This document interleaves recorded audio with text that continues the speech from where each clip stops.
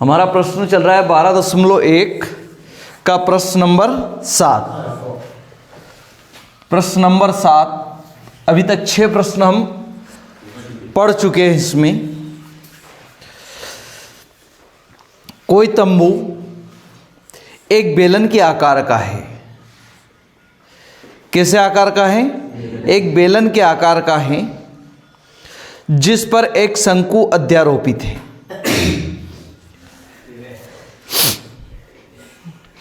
यदि बेलनाकार भाग की ऊंचाई और व्यास क्रमशः 2.1 मीटर और 4 मीटर हैं तथा शंकु की तिर्यक ऊंचाई 2.8 मीटर है, तो इस तंबू को बनाने में प्रयुक्त कैनवास का क्षेत्रफल ज्ञात कीजिए और साथ ही 500 रुपये आधार को कैनवास से नहीं ढका जाता। देखो, पहले तो इसने कहा है कि कोई तंबू एक बेलनाकार का है। जो तंबू है आपका कैसा है? बेलनाकार है। एक बेलन बना लेते हैं। बेलनाकार यहाँ मतलब एक बेलन के आकार का है। तो ये हमने एक तंबू बनाया बेलन के आकार का। कैसा बनाया? बेलन के आकार का। अब इस पर कोई शंकु अध्यारोपित है। शंकु यानी झोपड़ी जो ऐसे रहती है ना, वो कैसी हो जाती है? शंकु के आकार की। ये इस पर क्या है? अध्यारोपित है। ये शंकु भी हो गया।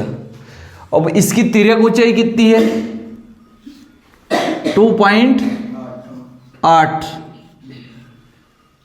यहां तक कितनी है? 2.8। इसकी तिर्यक ऊंचाई है 2.8 मीटर।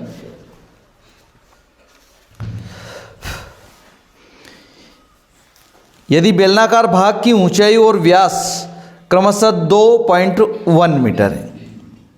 कितना है? 2.1 मीटर।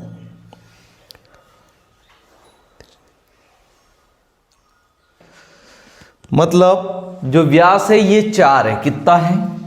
4। यहां से यहां तक कितना है? 4। तो हम 2 भागों में इसको डिवाइड कर सकते हैं, है ना। और जो इसकी ऊंचाई कितनी दे रखी है? बेलनाकार भाग का व्यास 4 मीटर है, तो उसकी क्या हो जाएगी? आधी हो जाएगी। और बेलन के भाग की ऊंचाई कितनी है? बेलन के भाग की ऊंचाई है 2.1 मीटर। और त्रिज्या हुई गई आपकी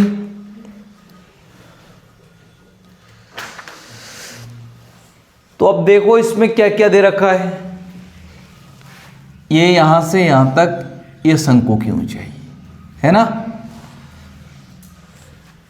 और ये बेलन। अब इसको ढकना है आपको। क्या करना है? ढकना है। इसको नीचे एक जैसा बनाते तो अच्छा रहता। ये जमीन पर है ना, ये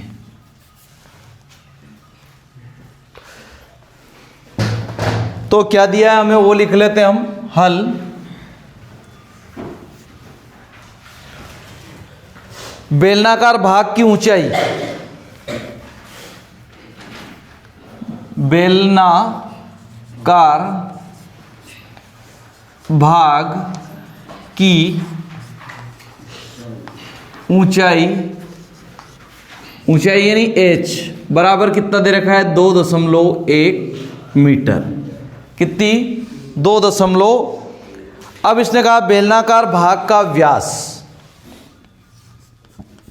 बेलनाकार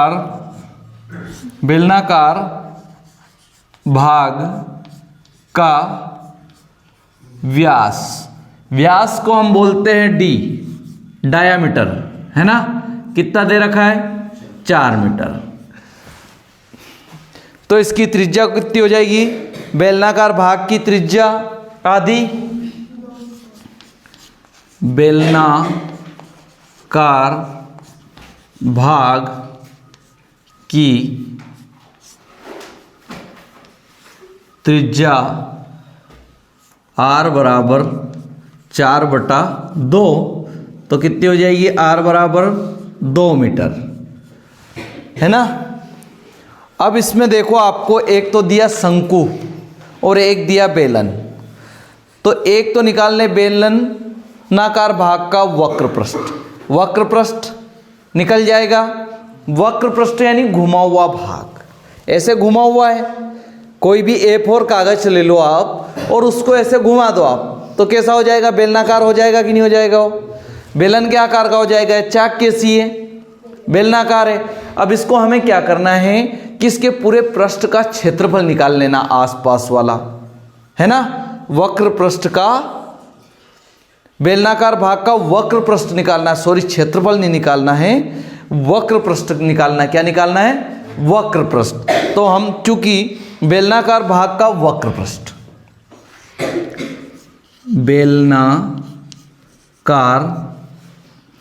बेलनाकार भाग का वक्र पृष्ठ। अब वक्र पृष्ठ का फार्मूला मैंने आपको बताया है, क्या होता है? पूरा भाग लेना है। जैसे परिधि में हम लेते हैं, ये परिधि है ना, ये क्या है? परिधि है, तो इसको क्या लेते थे हम? 2πr। क्या लेते थे? 2πr। अब ये बेलनाकार वक्र पृष्ठ है, यानी इसमें और क्या बढ़ गई? ऊंचाई बढ़ गई कि नहीं बढ़ गई? क्या बढ़ गई इसकी? ऊंचाई। तो इसके साथ में और क्या लेंगे हम? ऊंचाई। 2πr तो परिधि का सूत्र है और उसमें हाइट और बढ़ गई, तो h, तो क्या हो जाएगा? 2πrh। तो अब 2 इंटू पाई का मान कितना होता है हमारे पास? 22/7 इंटू आर का मान है आपके पास 2, एच का मान कितना है बताओ आप? कितना आएगा? 2.1। कौन है ये 2.1? ये ऊंचाई है किसकी? बेलन की। अब शंकु पे कहाँ जा रहे हो? शंकु महाराज देखो, ये कट रहा है क्या? बिल्कुल कट रहा है, काटना चाहो तो कट रहा है ना। 21 का क्या करेंगे हम? 2 गुणा 22/7 2 इंटू 21 है, 1 दशमलव के बहुत पॉइंट है, तो 1 0 लगा देंगे, है ना। कितनी लगा देंगे? 1 0। अब देखो, 7 एकम 7, 7 3 21। अब बचा कितना आपके पास? 10।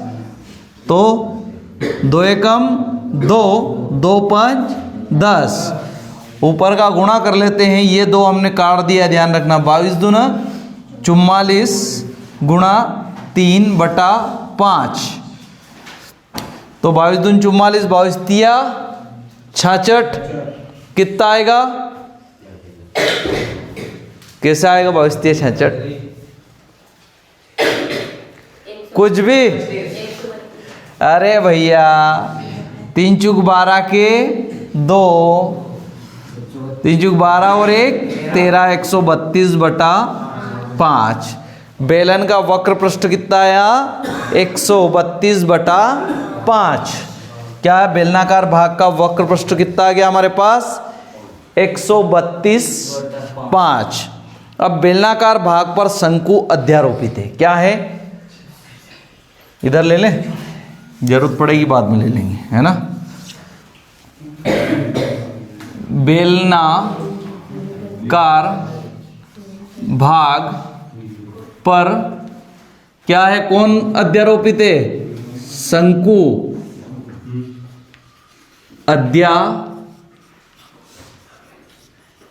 है। अध्यारोपित यानी बैठा हुआ है, तो है ना। तो बेलन की त्रिज्या बराबर शंकु की त्रिज्या। देखो आप ध्यान से देखो, जो बेलन की त्रिज्या है वही क्या है, शंकु की त्रिज्या है। तो हम लिख सकते हैं कि बेलन की त्रिज्या बराबर शंकु की त्रिज्या, यानी त्रिज्या वही रहेगी कितनी, 2 मीटर ही रहेगी ना, क्योंकि बेलन और शंकु की त्रिज्या दोनों कैसी है, समान है। तो शंकु की तिर्यक ऊंचाई, अब शंकु की तिर्यक ऊंचाई भी दी आपको, कितनी दी है, शंकु की तिर्यक ऊंचाई, शंकु में तिर्यक ऊंचाई होती है ना, कितनी है, एल कितनी दे रखी है, 28 मीटर, 2.8 है ना, 2.8 मीटर, ये पॉइंट लगा यहां पे है ना, 2.8 मीटर। तो शंकु का भी क्या निकाल लेंगे, वक्र पृष्ठ, क्या निकाल लेंगे, शंकु का वक्र पृष्ठ। अब शंकु का वक्र पृष्ठ का सूत्र क्या है, शंकु का वक्र पृष्ठ पाई आर एल, क्या है, पाई आर एल। वक्र पृष्ठ है तो पाई और आर, और तिर्यक ऊंचाई इसलिए एल, तो क्या आ जाएगा इसका 22/7 इंटू 2 इंटू 2.8, कितना है, 2.8। क्या करें इसको हटाने के लिए आपको क्या करना पड़ेगा, 22/7 इंटू 2 इंटू, ठीक, 7 चौक 28, 2 से काट दो, 2 5 10, 22 दूनी 44, 44 और 44 कितना हो जाएगा, 88, 88/5। ये हो गया शंकु का वक्र पृष्ठ। तो तंबू में लगे कैनवास का क्षेत्रफल क्या है, तंबू में लगे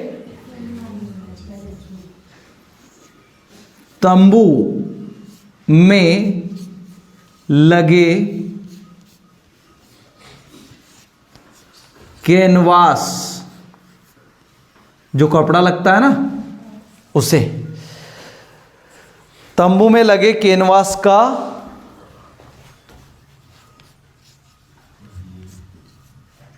क्षेत्रफल बराबर, क्या क्या है आपके पास, 2 ही चीजें निकालिए, कहां कहां लगाना है आपको बताओ मुझे, बेलना भाग का वक्र पृष्ठ और शंकु का वक्र पृष्ठ। तो क्या लिखेंगे, बेलनाकार भाग का वक्र पृष्ठ, बेलनाकार भाग का वक्र पृष्ठ प्लस, इसमें और क्या जुड़ जाएगा, शंकु का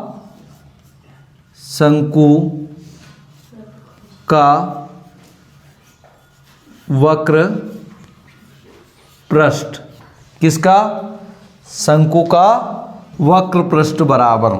अब तंबू में लगे कैनवास का क्षेत्रफल कितना हो जाएगा, दोनों का योग कर देंगे, 132/5, बेलनाकार भाग का कितना था, 132/5 प्लस 88/5। अब दोनों के आधार कैसे हैं, समान है, तो ये आधार तो मैंने 5 ही लिख दिए, 132 प्लस 88, कितने हो जाएंगे दोनों का योग, कितना हो जाएगा, 220, कितना हो जाएगा, 220, यहाँ ले लेते हैं ना, ये कैनवास का क्षेत्रफल बराबर, यहाँ के बाद आपको यहाँ आना है, ये हो जाएगा आपका 220/5, तो ये हो जाएगा 5 चुक 20, 5 चुक 20 मीटर स्क्वायर। कितना आएगा? इतना कपड़ा लगेगा आपको। कितना लगेगा? इतना कपड़ा लगेगा। अभी आपको पैसे बताने हैं, रुपए बताने हैं इसके। क्या बताने हैं? रुपए। अब कितना है आपके पास? देखो 44 वर्ग मीटर कपड़ा है आपके पास। कितना है? कैनवास 44 वर्ग मीटर। ठीक है, अब हम यहां निकाल लेते हैं पेमेंट, है ना। इसके बाद यह आपको 44 वर्ग मीटर कपड़ा आया। 44 वर्ग मीटर कपड़ा के बाद में आपको आना है, उसने कहा कि 500 रुपये क्या है? 1 मीटर स्क्वायर कपड़े के कितने लगते हैं? 500 रुपये लगते हैं। तो चूंकि